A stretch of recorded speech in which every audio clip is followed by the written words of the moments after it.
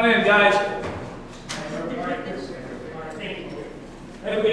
Thanks, Dave. Hey, Dave, Schultz. The light over that door, if you'll tell Ezra, the light over that door right there is out. Okay. And the street light, or the... Yeah, we saw the street. Very good. Thanks, Dave. All right, I'm going to call our board meetings back to order at 7:11. Thanks for joining us on that tour. Really pleased. Where's Mary? We'll wait. Camera back on? Yep.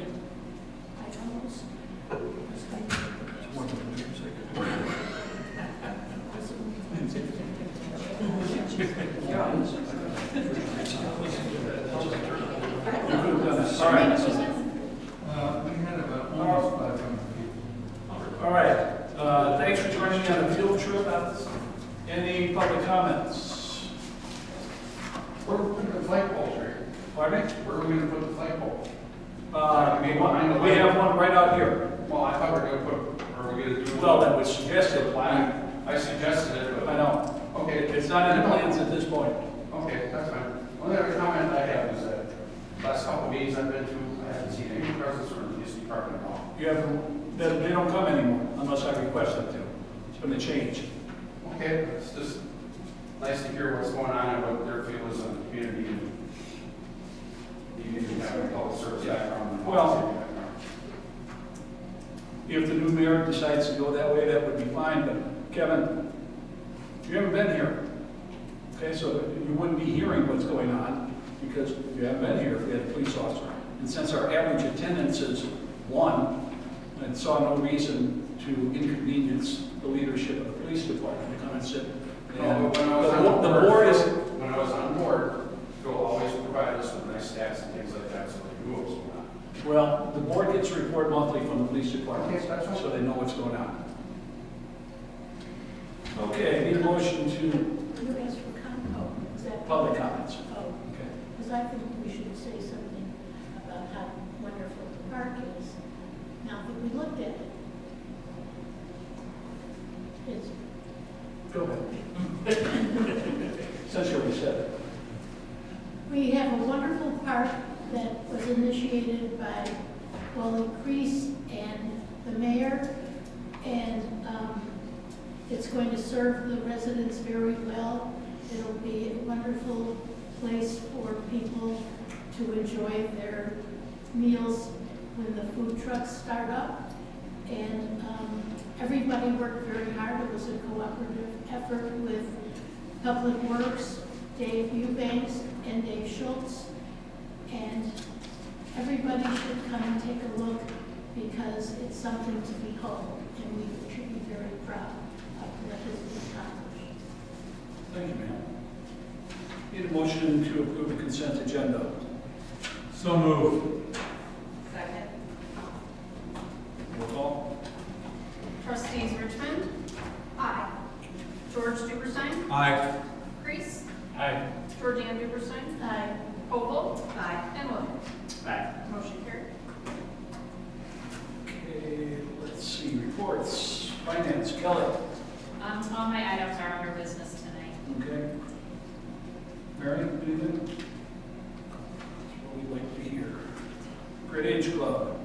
Again. The Great Age Club had their annual progressive dinner last Sunday, and it was a success. We went to 2 different houses. There were 15 of us, and it was enjoyed by all. Our next meeting, the first Thursday in November, I think it's the 7th, is an antique roadshow. We have an estate appraiser coming, and we're hoping for people to bring something that they think might be of value, or maybe they don't think it's worth anything, and maybe you'll be surprised. But that's on the agenda for the November meeting. And then on that Saturday, many of the seniors are taking a field trip to the Holocaust Museum. So, and then at our meeting, we'll be planning our holiday luncheon. So we've been busy. Very good. Thank you. Roll call. We had a meeting, we passed the insurance for next year. We have a new president. He's from, I'm not sure who we know. But nothing special is going on. The next meeting won't be until January. Garbage keeps on flowing. Thank you, Georgianne. George, Civil War, well done. Well, we had another great successful event. Weather really cooperated. We had about 927 people in attendance over the 2 days. It's about the same that we've had for the last couple of years, around 1,000. And it might have been a few more. We had some students keeping track of all the statistics, so they might have missed a few here and there. Let's see. I'd like to thank a lot of people who helped me make this thing possible. First of all, Israel and his public works staff did an outstanding job of helping me before, during, and after the event. Really couldn't have done it without them. I had Georgianne, Molly, and Mary from the board, as well as 25 high school students and several of the seniors come and help us with the information booth and directing traffic and taking statistics. And I'd also like to thank the staff for helping me throughout the year doing various and sundry things, so I really appreciate it. So even though a lot of the responsibility fell on my shoulders, I couldn't have done it without the help from a lot of different people.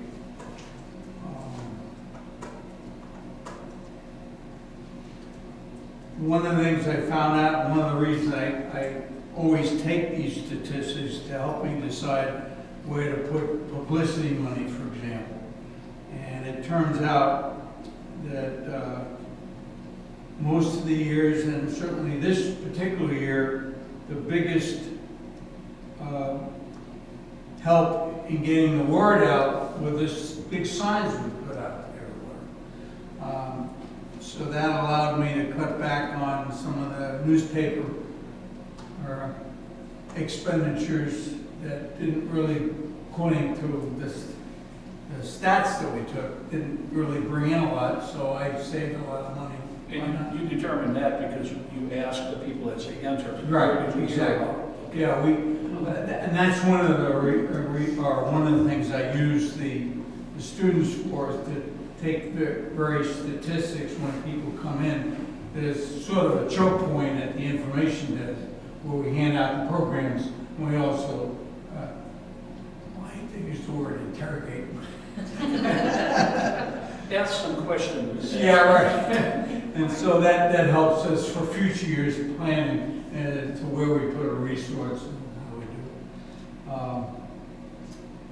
it. Also, shout out, and I did mention it to this lady from the Park District, that Rivera's at the Round Lake Park District always comes through with our park benches, which we don't have to any longer pay for or rent, and allowing us to put some of the signs up on Round Lake Beach, which is a highly trafficked area and gets a lot of people to know about this and that.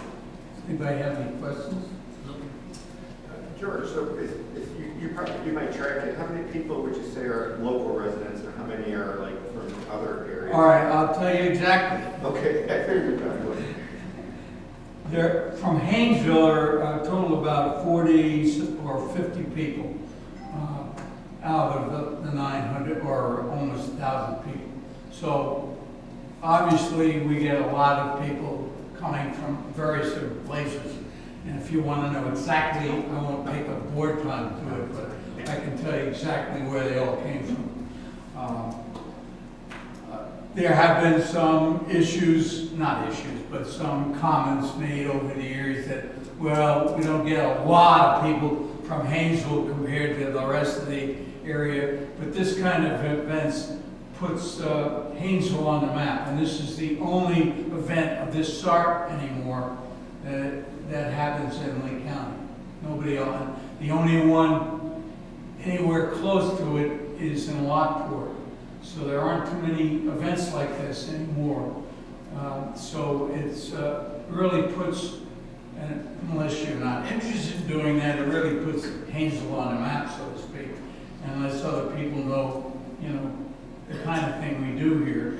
And I think it stands us in good stead when we relate to other villages as we do to get support or interact with them. So I think it provides some value, I think. Thank you. I think someone came from Indiana. I was kind of eavesdropping. The kids were asking the questions. Yeah, they looked it up online and said, oh, I've got a Civil War event. And it's a great event because the reenactors really know their history and know something about their characters as well. So when the people go through aside from the battle, when people go through and talk to these reenactors, they really get a nice history lesson and learn things that they might not have learned otherwise about our history and about that premier time of our U.S. history. I just like to add, I worked with the National Honor Society students from Grace Lake Central, and they were wonderful. They were polite, they were respectful in asking questions to the visitors. They did anything we asked them to do. It was interesting to hear what their future plans were, but they couldn't have been any better, and I sent a note to their advisor to that effect. And we'll have them whenever we need people. They also were there for the Family Fun Fest and helped a lot there too. All right, very good. Congratulations again, George. Yes. Hard work. Great All right. job, George. Madam Clerk. The only thing I have is just a reminder that this coming Sunday, the 27th, is Hainesville's trick or treating from 4 to 7. So Dave Schultz will have the hay rides going and all of that. Signs will be posted for that. That's it. All I have. I want to follow up on something that Kevin raised at the last board meeting about our warning siren not going off. Within a couple of days of him informing me of that, I had our contractor out here, and he ran what is called a silent test. Found all the equipment functional and operational, so there was no mechanical reason that the siren didn't go off. So I contacted, our siren was sent off in CENTCOM. There's one button sets off all the sirens. I talked to Chief Formico of the Round Lake Area Fire Department, and evidently you did too. Yeah, I did too. He called me back. Yeah, and he didn't want to try a loud test because it would have been not expected and probably would raise more concerns than worthwhile. So the first Tuesday in November, he's going to go park out there by it and find out if it does in fact go off. It's handled through radio transmission. There's a possibility the radio signal did not get to the tower, but we won't know for certain until he sits out there for Because I actually do it. Yeah, well, that's right. It runs off of the DT and that. All right.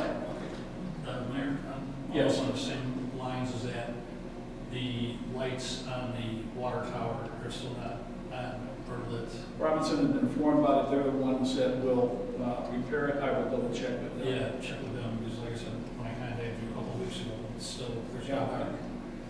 All right. I'll get an update. Thanks, Wally. Part of Public Works, I'm going to pass something out to take a look at.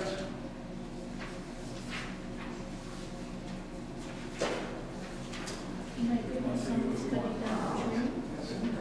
No, A beaver. patience. About 2 months ago, Israel and Dave Schultz came to me about this tree. There was a beaver working on it, but at that point, 2 months ago, it only gotten the bark off around the edge. So we looked up what we could do, priced out beaver control, and the one company I spoke to, it would have been $2,500 for 1 week of beaver traps, plus $150 for any animal they would remove. I contacted state and got an individual license to trap the animals and not destroy them, but relocate them. Dave Schultz has traps, we put them out there, and it didn't take long before we figured out somebody was tripping them. This is on Misty Hill Pond. So someone was tampering with the traps. We moved them to a different location, and just the last week we have 2 traps out. We found them tripped and stacked on top of each other. So our trapping experience has been less than fruitful. The license is only good for a month, so I just got our 3rd renewal to continue this. Israel went out and checked on this tree today, and that was its condition today. We took the tree down today. This tree is about 30 feet from a resident's home. Doesn't animal control deal with that kind of thing? No. You said that the traps were tripped by somebody or by? Somebody's tampered with it. We did catch a possum and 2 cats at different times, but they were really. Too bad we don't have any Well, it gets more interesting. cameras around it. Well, That the deer hunters use. No. We're going to take some steps to try to view who might be tripping our traps. However, I was contacted last week by the president of the Illinois Beaver Alliance.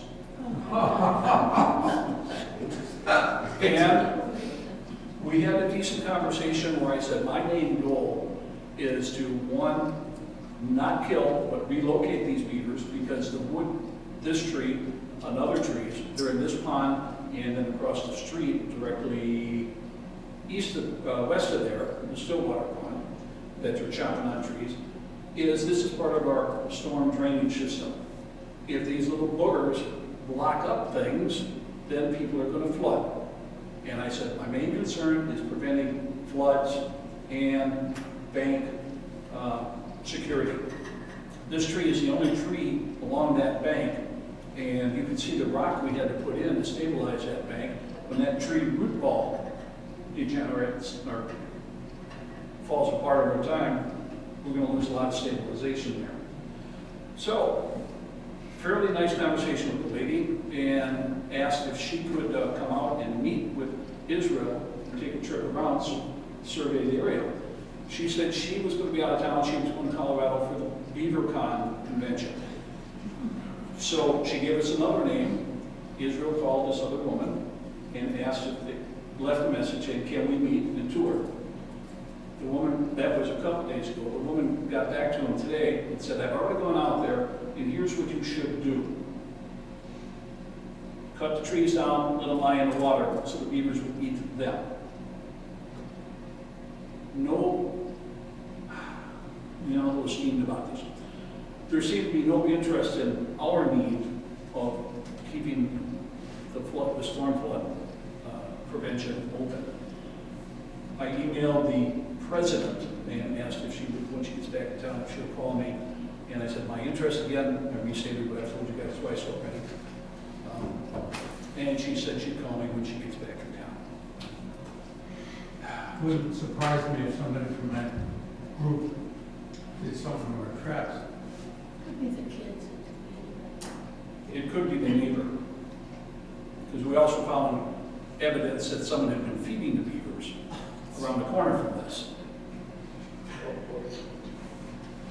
So, that's another thing I didn't go to school for. All right, the public works report is in your packet. On to ad hoc committee. First one, Cranberry Lake evaluation, Mary. Okay, so I gave you guys the copies of the estimates from J. Eubanks and from ILM, the yearly cost estimates. Georgianne and I, and Doug met and could not come up with a consensus on which way we think we should move forward. So we're bringing them to you guys to take a look at. Georgianne or Doug, do you want to say anything? No, we did meet, and I appreciate the copies that you gave us here today. One of the things, and I'm sure that Dave Eubanks or ILM both would do good jobs, but when I was looking at the totals, let's take Dave, for example. The 3-year total for the work he would do is $116,270. If I'm correct, we collect $25,000 a year for the SSA, that's $75,000. That leaves $41,270 in the negative. That, so it has to come from somewhere.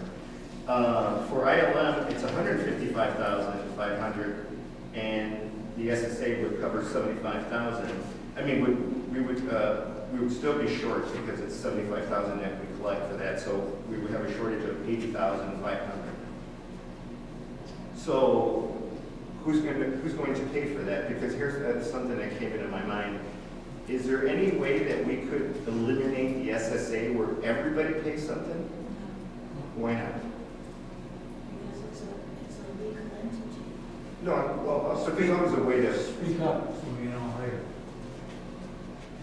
I said it can't be done because it's a legal governmental entity on the tax rolls. It's a.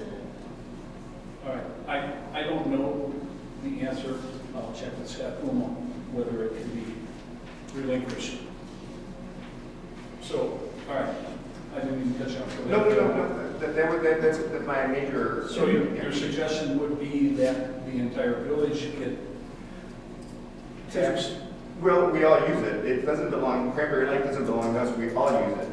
The east side. I'm not saying they don't, but I'm just asking if that was. Yeah. We went down this road once before, a couple of years ago, to see if we could have an SSA or whatever that would cover the whole village. But some of the creation documents for this side of the Hainesville specified that the reason for that a Corps of Engineers allowed the building to occur on this side of Hainesville Road was if we had something set up to take care of the Cranberry Lake environments, and the SSA was the vehicle to do that. And because of the way the I'd have to go back and look at the documents specifically, but as I recall, it's specified that the SSA would only cover that part of the village. And Yeah, I think Doug's question is, can we eliminate it? One of the things about the document is it specifies how much we have to provide every year, and that, I always get 25.2 or 22.5? 25-2. 25.2, that's a minimum amount that we have to dedicate to the Conservancy. I will ask Scott Puma, can we undo the SSA and get those funds some other way? Or is there a way to involve the whole village? I'm just going to ask a question. well, I assume he would look at the documents, because it pretty well, I don't remember, it's been so long now that I've looked at it, but it pretty well spells out why and how. Yeah. we do that. And so the question will be, is there a way to maintain the integrity of the intent of the document while not just taxing one half of the village? I don't know how popular it would be, but I will ask the question. All right, so we're at a point, I'd like to say something. okay? No, of course, go ahead. On that, that there's a section that's optional for wildlife population. This is not something he has ever done before, but put it in there as an option, which is $6,500, which would be taken out of the 52.5. It's $6,500 per year. Yeah. It is. Yes. Yeah, so that would reduce the 52.5. And ILM also had options for reducing the costs in their report. And the other thing is that it's my understanding, having talked to the mayor, that in addition to the money that we have put in the SSA, the village has paid additional money for other work that has been done in Cranberry Lake. So in effect, the whole village is contributing to Cranberry Lake, because if it comes out of the entire fund, then that reflects the other side of the village. All right, so you've got two documents before you. We're at the very beginning of budget time. And since I can only, I can't sign contracts beyond my term, what I'm asking, I'm going to take a straw vote here in a minute, is which figures, which company should we look at for budgeting purposes for next year? This is not deciding a long-term contract. This would be in the budget. Are you leaving the meeting? Where's the second place? I need, do a straw vote on which one we'll use for budgeting purposes. For a one-year contract. For a one-year contract for fiscal, where are we going, 24, 25. All right, so 25, 26. right now, 25, 26? Yeah. Thanks. I can't even come up with a joke about that one. You know, let me share one thing with you before we go with the straw vote. Maybe it'll help you understand. My brother sends me this statement. It's okay to talk to yourself and okay to answer yourself. But sad when you have to repeat what you said because you weren't listening. So that's why I repeat myself. All right, so straw vote, one company or the other. Let's start with Ann. Okay, so if we're talking about a one-year budget item, what we have is a 5-year plan and a 3-year plan. So if we broke the totals down by year, I come up with $31,100 per year for ILM and $38,756 per year for UBEX. Okay. Anybody wants to check my math? I already checked it. I was going to say this. So, given that, I would suggest ILM. Okay, so you keep track. I got a question. I haven't checked your math, so I have not. It's correct. No, that's not the point. What I'm trying to get, you said, and I haven't looked at any of these documents either, but who has the 3-year plan and who has the 5-year plan? UBEX has 3-year, ILM is a 5-year. Okay, so there's 5-year total when you divide it out. Okay, that makes sense. Okay? So George, we're taking a straw poll Can I say something before we do that? as soon as it's your turn. Okay. Okay? One or the other, George, and this is for budgetary purposes only. It's not a signed contract. For 1 year. For 1 year. For 1 year. Yeah, because I can't sign contracts Yeah. beyond my term. Well, Ann brings up an interesting point.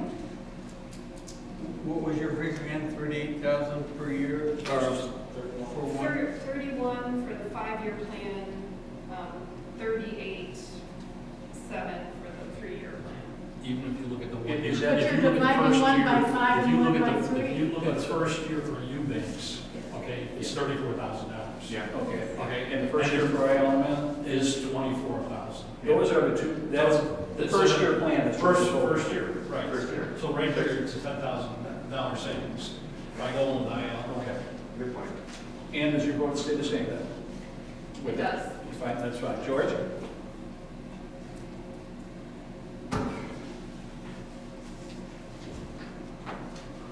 Kelly, do you have, do you know what we currently have in the SSA? About 55? All that paperwork I gave to you. And I neglected to make I a think it was copy like of 55. me. And it might be here, 55 something. I was projecting what our fiscal year Okay. 25 is at. Got it right here, Kel. That surprises you. SSA cash in bank at this point, 59,631. Projected balance at the end of this fiscal year would be 16,600.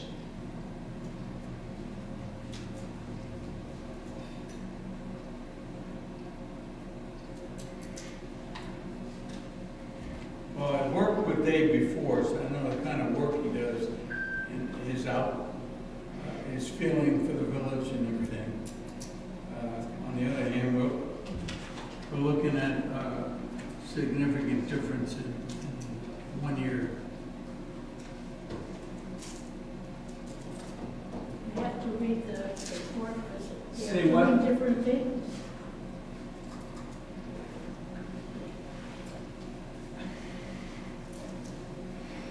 Money's not the only issue.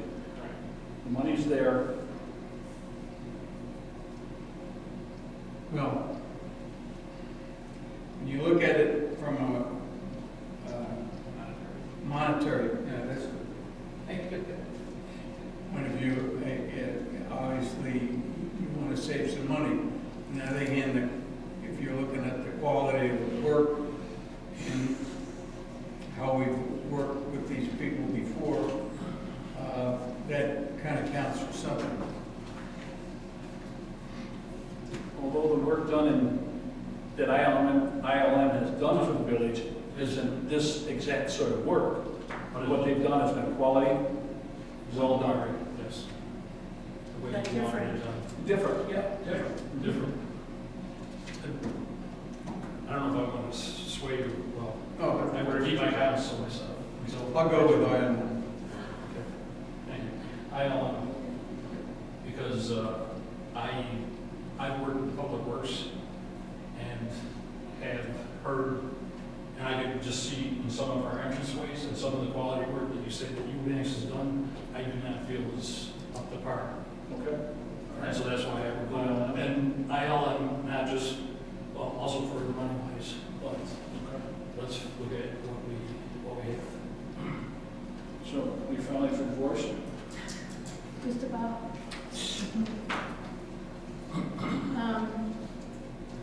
I recommend Dave.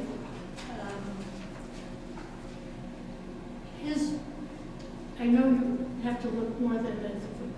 I know we're looking at just year one, but it makes no sense that each year increases with ILM, where it decreases with Dave, because if you're doing a good job of herbiciding and taking care of the land, you should have less to do every year, not more. Also, the high tech of using drones to do the herbiciding can get into areas that walking with a pack and a hand herbicider, a man cannot get through. Plus the fact that Dave has a personal interest in caring about the village, I say we stay with Dave. Okay. Mary? I agree with Georgianne. I think that Dave, while he may not be doing everything that we want him to do all the time, I think that he has a vested interest in the Cranberry Lakes, and the use of the drone, I think, is a key spot with that. Okay. Doug? I disagreed at the meeting, and I still disagree. I would go with ILM. The gentleman that comes to the meeting, the young man that lives in the northern townhomes, works for Lake County Forest Preserve. We're just talking about, because he knows both of these operations. And ILM is someone that Lake County Forest Preserve works with, and they spoke very highly of it. So, yeah, so ILM, yeah, for me. Okay. All right, for budgetary purposes, I'll put ILM's figures in the budget. That'll still be up for approval when we approve the budget. Thank you. No, thank you. All right. Conservancy easement, Ann. All right, I emailed to you and provided a copy. I pulled out my stack of Cranberry Lake things, including a lovely thanks for village cleanup that dates back a couple years, to come up with a brief history to kind of go over for anybody who didn't know it.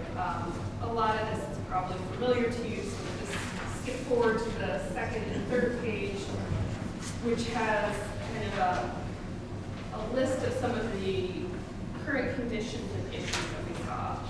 Towards the east end of the Conservancy easement, what you see is largely people have mown the easement area, and turf grass is now starting to take over.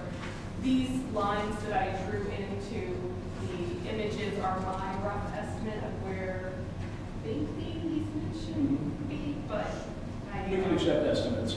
that's I saw some vegetable gardens and some non-native plants have been added into that area.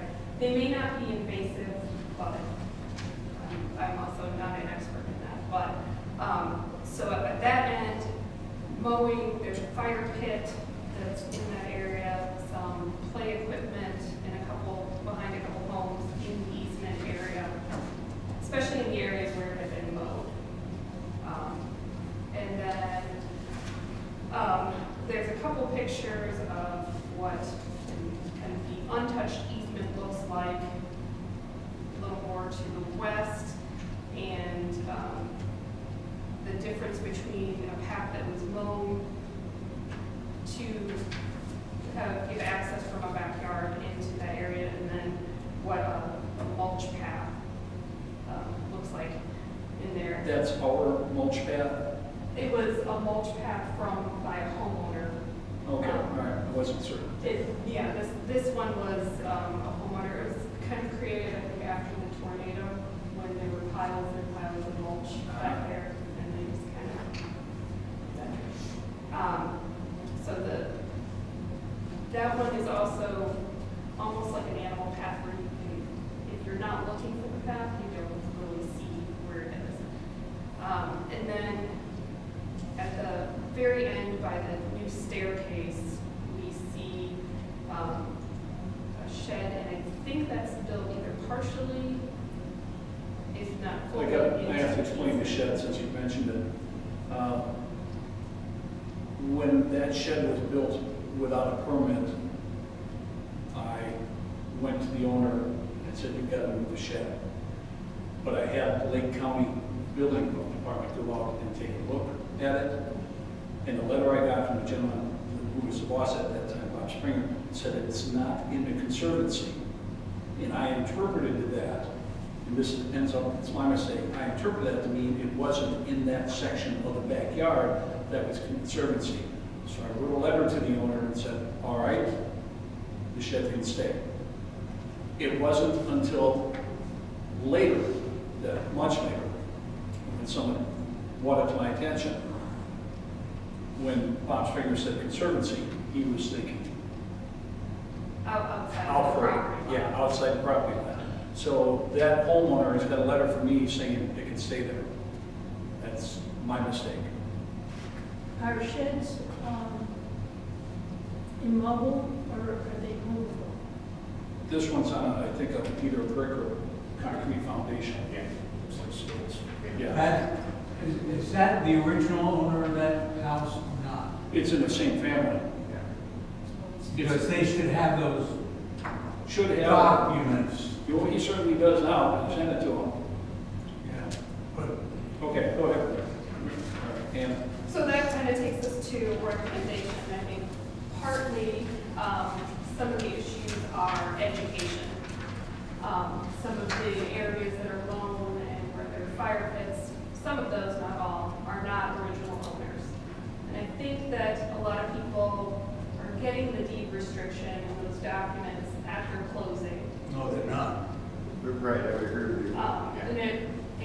they are coming through at the closing, they're being rushed by like, okay, this is the deed restriction, okay, now this is what you sign next. So I don't think they're getting a lot of information. On that topic, if I may, after reading this today, we talked in the office, and what we're going to do here is try to, whenever anybody comes, have their water connected, provide the covenants to them. Oh, awesome. Good idea. I wish I could say it was mine, but it isn't. We'll implement that. Oh, that's great. Now, there was also, I don't know if it was yours, Ann, that we, try to inform realtors and the places we're closing. That's what's us depending on other people to do.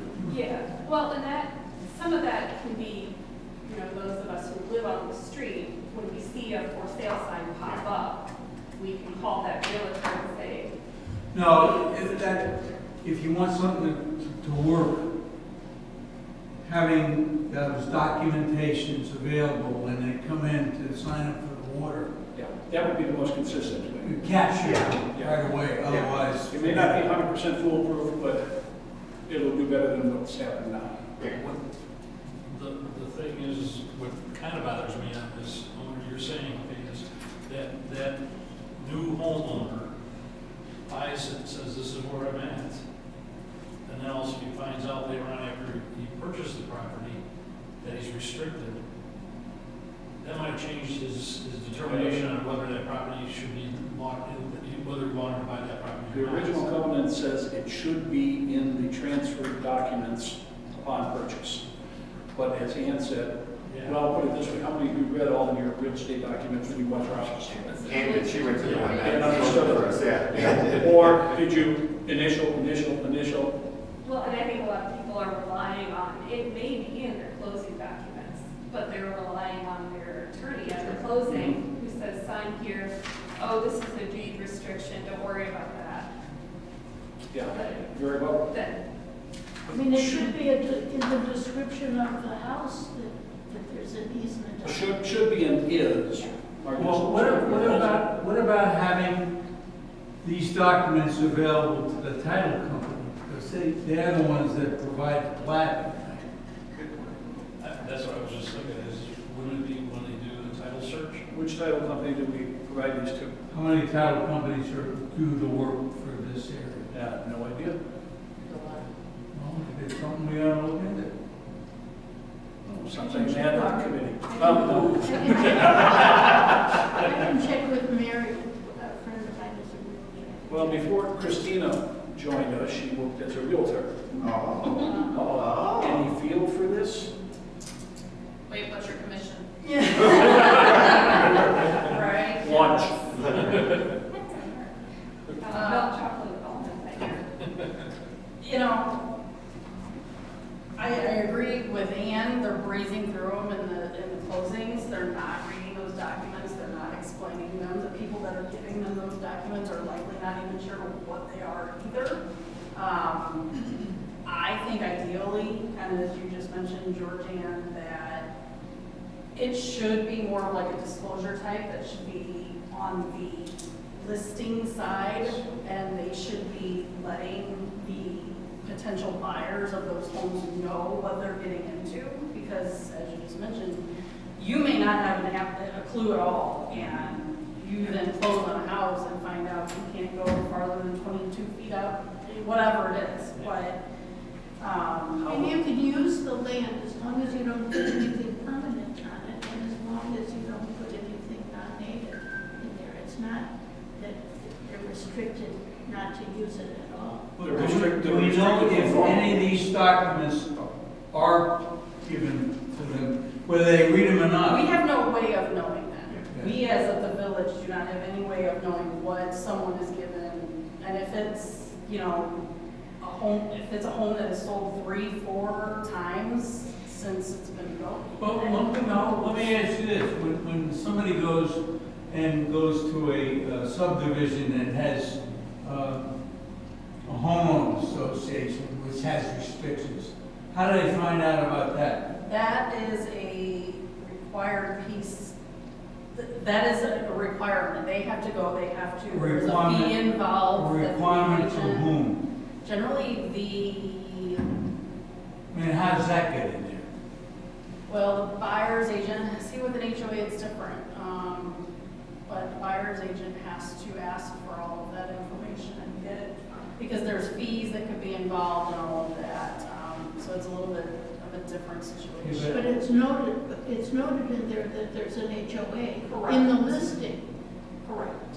So there should be an easement in the listing. We as the village, I don't know how we get to listing agents and say you were required to put these documents in. I don't, you And the know, things listing are agent- selling so fast these days that. Listing agents, it's a real estate agent or their company, correct? Correct. Well, they don't necessarily have to put the documents in, they just have to put a note If they on even the know. listing that there are some restrictive covenants. George, if they even know. You, with real estate, you could have agents that are in these huge companies that could be in Chicago. They have absolutely no clue about anything other than I'm gonna sell this house. Would it come up in a title search? I don't know. Okay, for the immediate future, someone comes in for water, we'll give it to them. That's what we do right now. We will check, and if anybody comes up with ideas, okay. See And what when you they come up do a title search, where do they find out about what's the issue with a particular property? Because that's where they logically would find out that there were I restricted mean, I don't covenants. think with multiple listed, if you got it with a few brokers and then put it in, that the Well, brokers let's- know the list. Let's see if the research lines up. All right. Instead of speculating I'll what work. could be or should be or I'll whatever. try to. And back to you. All right, so, so I put a lot of recommendations, some which are, you know, very easy to do, like giving out the information packet for new owners, or sending an annual reminder to people. My thought was to do that in the spring before people start doing yard work and start mowing, especially if we spend a lot of money with ILM or banks to improve these areas and get them back to their original condition. We What? want them mown down. You banks around them won't touch what we're talking about here. Well, and that was one of my kind of questions here is in the past,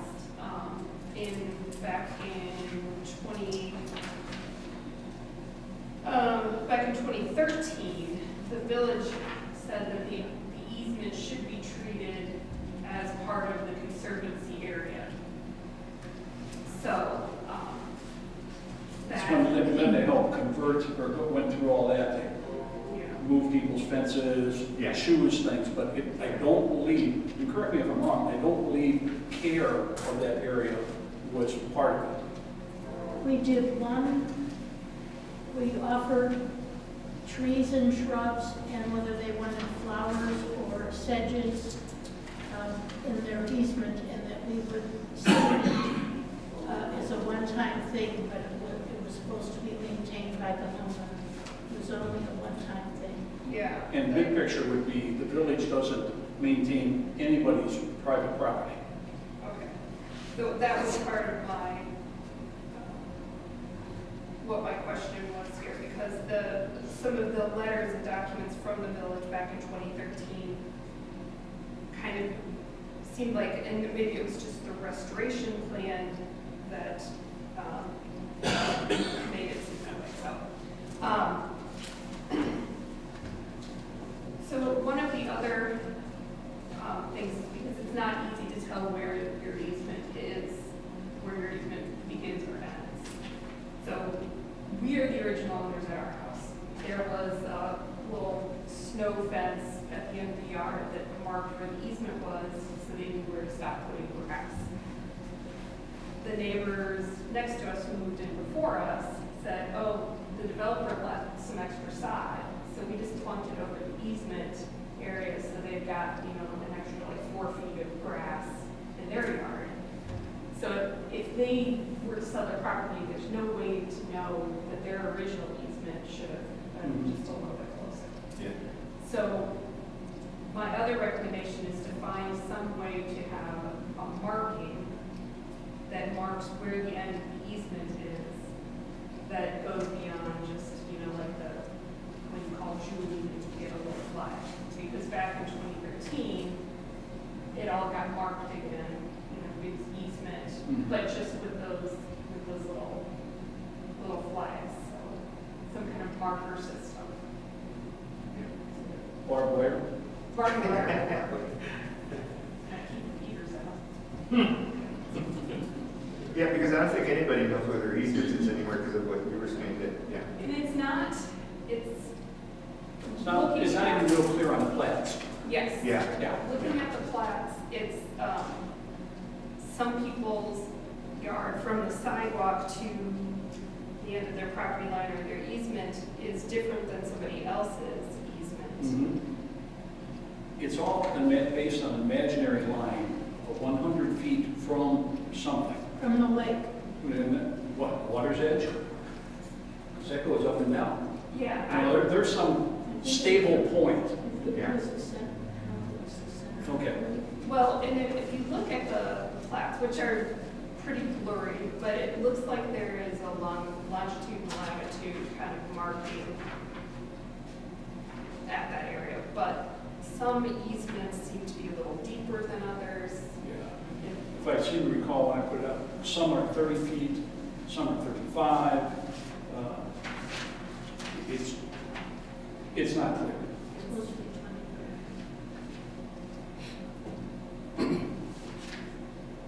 So Okay. it's, All right, so that's in other recommendations.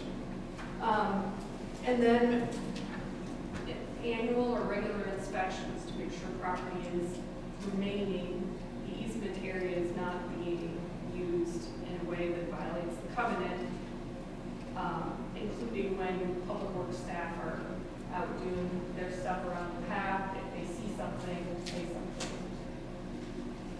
If they know what that line is. Well, yeah, Right. well, if they, you know, see somebody go in the shed, Or hanging swings. you know, Now, Yeah. in the swings or. he has been issued a cease and desist order. He was going to build more. That's what initiated this whole operation. All right. The thing is that this was done once and it didn't take, I mean, I know that they seeded my neighbor's yard and it never, you know, it got overgrown with invasives. The only way that I think it's gonna work, I mean, I'm not even sure if it would, but for example, let's say where they mow. If they just let it go, they're gonna have all invasives coming up. It's not gonna be pretty. Tall weeds. Right. And they're not gonna want that either. So I don't know whether the village wants to invest in doing a one-time restoration of their easements. Yeah, but we did that once before, and look where we are now. Yeah. So Well, let's- we did the restoration that was in, 2013, 14 or so. And then after that, we had the tornado, which blew all kinds of new seeds. So even with Yeah. Jim and Barb, they were vigilant about pulling the invasives they saw from their easement almost daily. And then after the tornado, they said they could barely keep up with it because all these plant materials from other areas got blown in and just grew. So that's the challenge. And also since 2013, I've seen some of those homes have been sold and turned over more than once. There's still some original owners on the block, but a lot of new families are there. And some of these new families, I think, because they came in, they saw this yard that was mowed to the path, they just kept on mowing to the path. All right, any comments from other board members before I start asking some questions?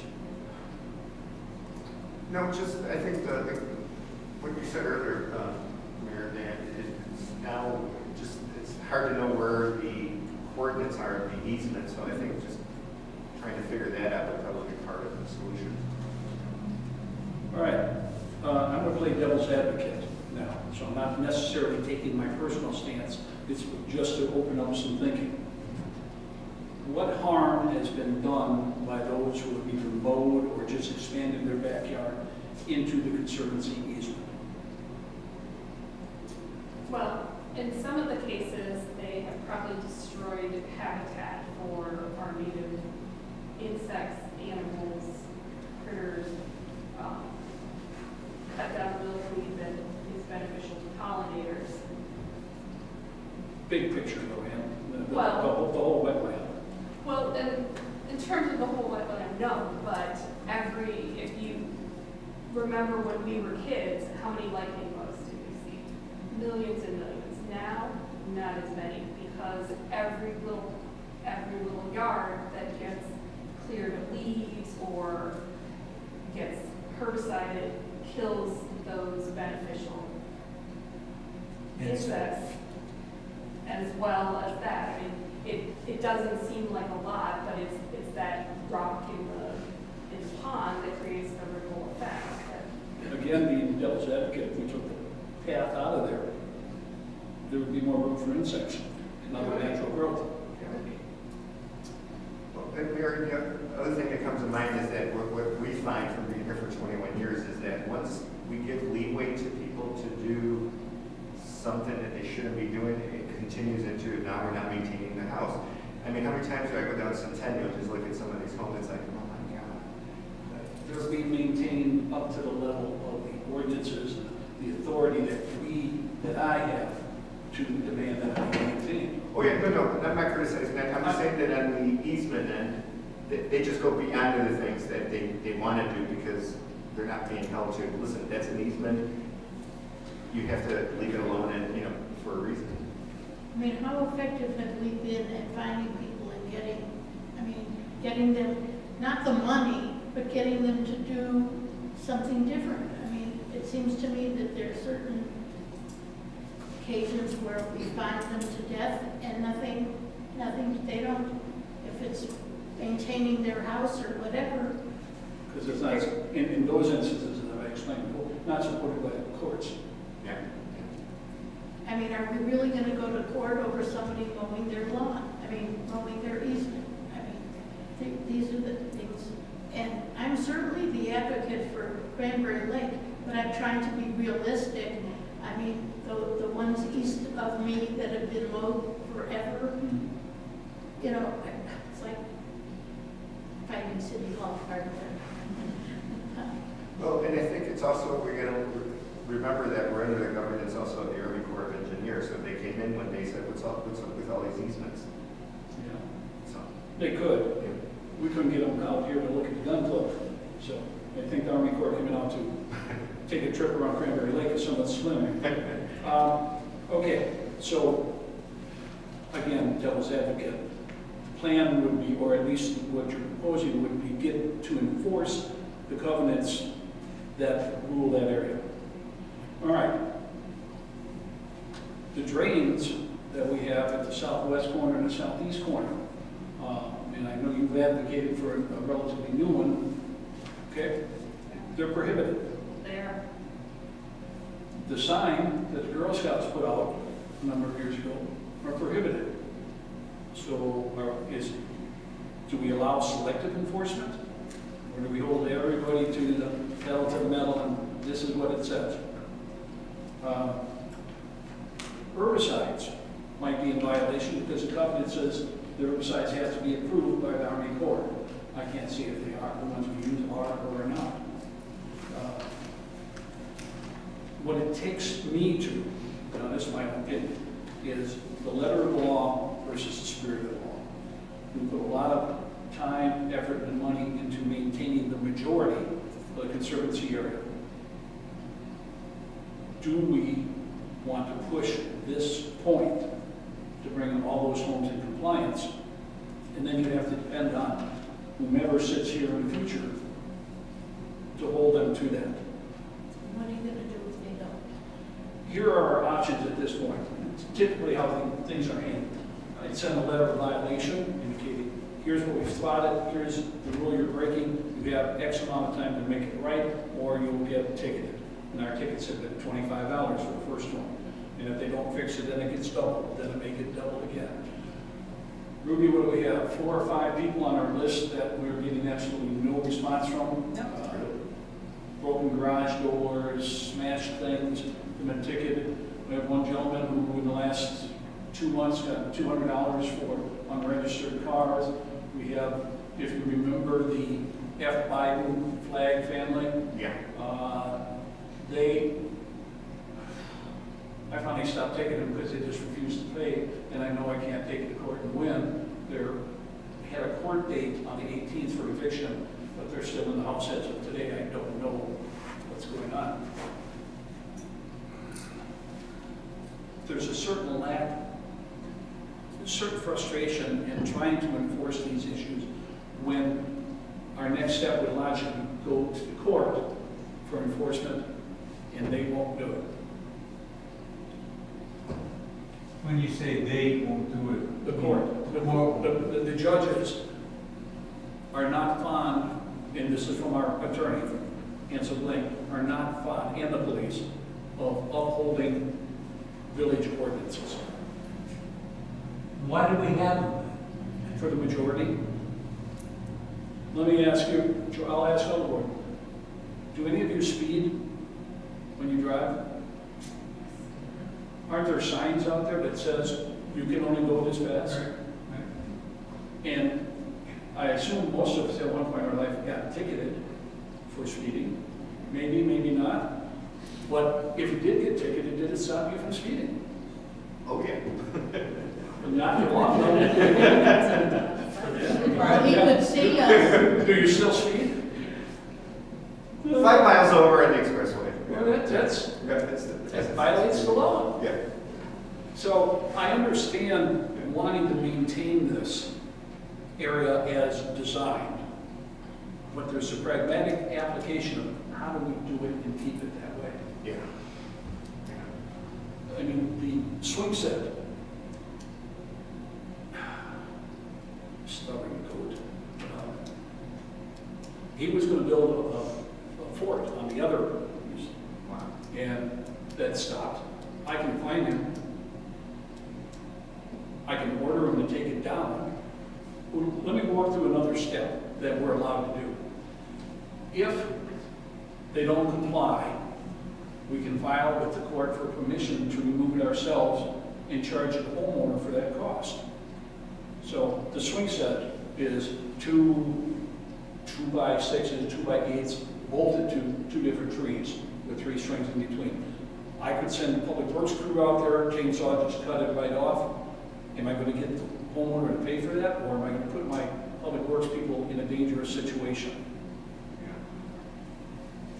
Or is the homeowner going to try and sue you for doing something to his property? Well, it's our problem. I know it is. Yeah. You know, I think that swing set is beyond. It is beyond his, property line. yeah, it's into the conservancy, Yeah. the actual conservancy. I think structures are one thing, but mowing is another. And I don't know whether we can differentiate that way, or whether we have to do it all or not. Well, if we follow the ordinance, it's all or none. The paths that the couple that foot trod and the other one, are they harming? Or are they just giving somebody access to enjoy and walk around the rest of the lake? Yeah, I have to say the mowing is low on my hierarchy of things that let's correct it. It's still a violation. It is still a violation.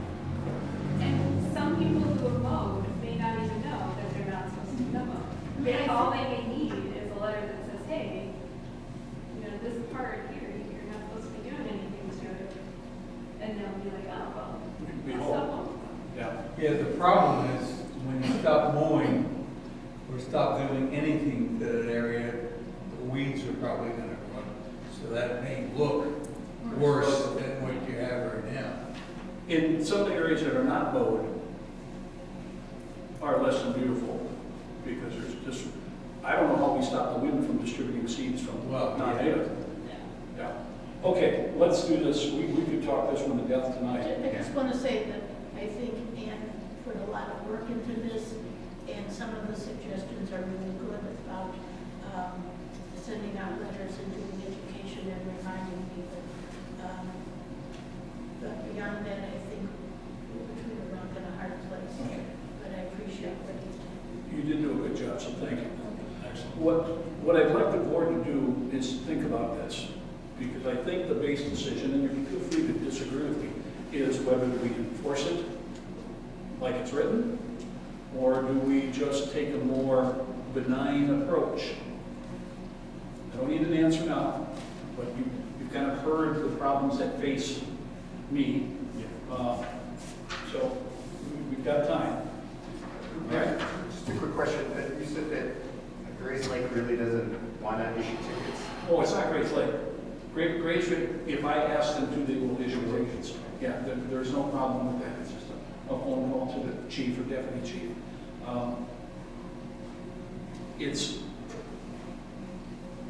It's collecting tickets. First of all, the owner can go to adjudication, which is a sub-court level. We have a couple residents who are just not paid for years. 3 years ago, I forgave $3,000 in tickets to one resident because he promised to obey the ordinances. Fool that I am. He never did. All right, so think about it. We can talk it some more, share your thoughts. Just one last thing on this topic of fines not being paid. Can we put a lien on the property? Yes, of course we can. You speak too fast. Until this year, we're not able to put liens on it because the way Grace Lake worked, since the fines go to them, there was a state program that they were allowed to go after Illinois state tax refund. That program just disappeared. So now we can put liens on, and I'm investigating that for a particular property. Putting a lien on, which I want to, but is, I believe, a court order. And the only time, and I'm not saying don't use it, but my understanding, grant that it's limited, is the only time you collect is if the house gets sold. Right. Yeah. And who would that money now go to, assuming? Well, we'd have to change our ordinance, so if we put the lien on, the money would come to us. Right now, all of our fine money for tickets, ordinance violation, goes to Grace Lake as part of our original agreement, because they do it, they do the adjudication. So a lien does get recorded. Yes. Oh, yeah. Recorder deeds and then any title search holds that. Yes. And the one house I'm looking at, going after that way, has 3 liens against it, including one from the village. How long ago, Kelly? Are you talking the old Hainesville portion? Yeah. I started in 1997, so probably in 1998. The house hasn't sold. Wow. Yeah. Okay. So once again, this is an ongoing topic. Yeah. Thank you for your time on that. Moving on. Yes. Need a motion to accept the annual financial report fiscal year ending April 30th, 2024. So moved. Second. Roll call. Trustees Richmond, Aye. George Duberstein, Aye. Priest, Aye. Georgianne Duberstein, Aye. Koval, and Williams. Aye. Motion carried. Need a motion for the approval of the annual treasury report fiscal year ending April 30, 2024. So moved. Second. Roll call. Any questions? Yeah, any questions, discussion? Thank you. Thanks, Mom. Trustees Richmond, Aye. George Duberstein, Aye. Priest, Aye. Georgianne Duberstein, Aye. Koval, Aye. and Williams. Aye. Motion carried. Motion to approve the renewal of our Illinois Municipal League Risk Management Association insurance for $35,852.85 for 2025. So moved. Second. Discussion? Roll call. Trustees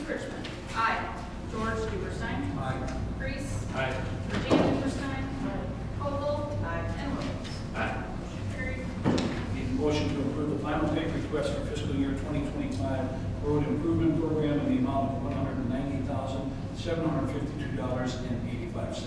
So, Second. Discussion? Roll call.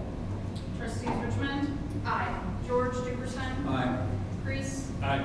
Georgiana Dickerson, Koval, Aye. and Williams. Aye. Motion carried. Need a motion for the approval of 2024 tax levy resolution for $505,000. So moved.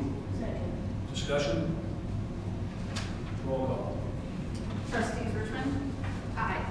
George Dickerson, Aye. Priest, Aye. Georgiana Dickerson, Koval, Aye. and Williams. Aye. Motion carried. For discussion, we need to talk about the 2024 special service area levy. Any background, Kelly? Pardon? Any background you want to share? Over the last few years, we've kept it the same, 25.2, since tax year of 2018. We have been maintaining by getting that, using the funds in there, plus having general fund supplement for all the burns and the herbiciding over there. Just looking for direction of, do we keep it the same for 25.2, reduce the levy for the next meeting along with the tax levy ordinance? But we need to first establish how much you want. And as we discussed, it's all based on the value of the individual homes, everything on the west side of Hainesville Road. Well, since you just approved $24,000 for ILM to do that, it's under the 25.5 or whatever, 25.2, that's the SSA, so there isn't any reason to raise it this year. You don't want to be vindictive, charge people more. In the past, if I'm correct, you said something about taking money from the general fund in addition to the SSA to pay for some of the stuff? Yeah, like Every year. in this, yeah, every year. And in this current year, the money for the stairs, the Jubilee, or the stairs there, the fencing there, that came from general fund, which could have been from SSA, but we had other things in there. All right, do we have an actual line item in the budget to do that kind of thing, or we just take it from? We have a line item, you guys approve. We All have the an work SSA we do- fund in there, and then the Say general. again? All the work we do out there is covered by a line item. For example, some of the line items going to be public works, for example, some of the tree work, cutting, trimming, whatever. I don't recall whether the tree planting that's going to take place in a couple of weeks, whether those trees came from our public works budget or SSA. But there's, general budget has always contributed. Yeah, I'm just thinking, if that's the case, do we need to raise the SSA to cover that, or? That's the question before you. Well, as Doug pointed out, it would be nice if the rest of the village contributes since they have advantage of using it. I think we should leave it so that if there's some special things that need to be done, that the village pay that, because it's always something extra other than the regular maintenance of the herbiciding, the burns, and that sort of thing. It's been the trees, it's been the stairs. Wood chip paths, labor. I don't care which way you really go on this. Yeah, I would just say. I'm sorry. I would just say, leave it where it is. I would agree with that. I guess you don't want to put any more tax burden on residents that we don't have. How many people are affected by the SSA? How many? All the units. Yeah, how many Yeah, households? Half the building. Do you- Yeah. Because it's all the townhome units over there Awesome. too. Yeah, you throw the They two don't sets of get that townhomes much. in there. Yeah. Is it like three, that's what's coming to my head, like 380 units over there. So, I think right around there. No, I guess, go to, what Doug was talking about, without necessarily expanding the SSA and going all to all the regulations that we have to go through to do that, assuming we can even do that, by just taking taking some money out of the general fund accomplishes the same issue. It does. If we leave the SSA as is, for example, and don't raise it, if we decide whatever projects we want to do in there, we have to make it up out of the general fund, and that's everybody's taxes. All right, so what I'm seeing with head nods is that we leave it as is. Right. Any disagreement? All right, need a motion to adjourn. Second. All in favor? 8:27. Thank you all. Thank you. Thank you for staying.